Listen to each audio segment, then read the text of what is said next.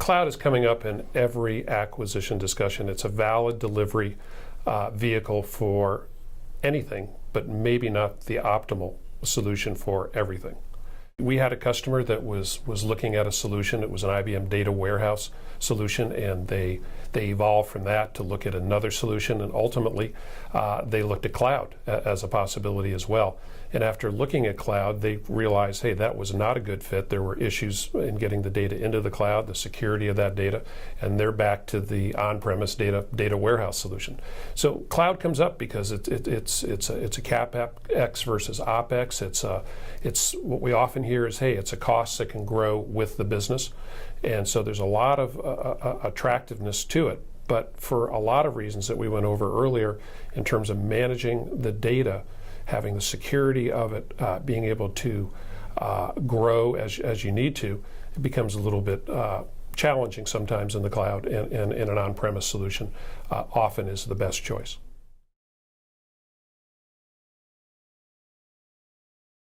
Probably 80% of what we do is actually on the IM side versus the analytics side. Getting that data over with IBM InfoSphere products, the data stage, data quality, change data capture, all that stuff, and it's amazing. Customers just don't get that. Regardless of the industry, speed to data, access to that information to be able to make quick and reliable business decisions is very important. Another way that I consider speed, though, is looking at how long does it take to stand up an application? How well is my software integrated with my infrastructure? What types of templates or patterns do I have that I can get to market faster than my competition? So all of those are very important when I consider speed for the applications. You know, as I think about speed, I think about back in the day, an analytics tool would be an overnight report. And we're a long ways from that today. Reports need to be generated quickly and be accurate, and clients are going to need access to the data so that they can analyze what they want to analyze. And in a lot of cases, if the system hasn't been architected properly, they don't have access to the data they want. But when it comes to response time, I think of the economic value of rapid response time, an old phrase, but still very valid today, that customers are going to want quick answers to their questions. And we have a customer whose queries initially started taking 4 or 5 minutes, and they were going, what is going on here? And we've worked with them to optimize the response time on those queries. And that's a question of how the data is set up and put into the cubes that we use. So very important speed, very important access, very important availability of that data.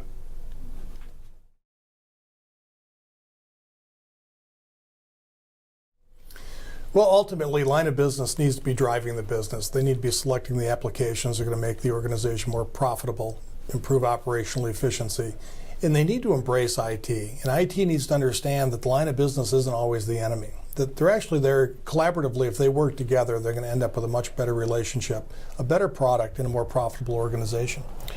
You know, I think implementing the advanced systems for big data and analytics that we do today is a team sport. And the folks in IT have to recognize what the line of business people want to accomplish, what their pain points are, embrace them, be sympathetic, and the ongoing communication is really key, so that the IT folks can best understand what the line of business people want. And the line of business people also have to listen to say, wait a minute, this may look attractive at the front end, but the back end just won't support it in a way that they're ultimately going to want. So that ongoing communication is key, and as I said, it's definitely a team sport. That's a good point, Rick. IT definitely needs to be planning for the future. So as they're looking to replace infrastructure to support legacy applications, they need to be looking at these new data sources that are available to them today, and make sure that they expand that footprint to provide the growth, and actually pre-plan for what the line of business might be looking for in the future. Well, you know, what's interesting, we also have some situations that are classic in some customers that the line of business doesn't know what they don't have.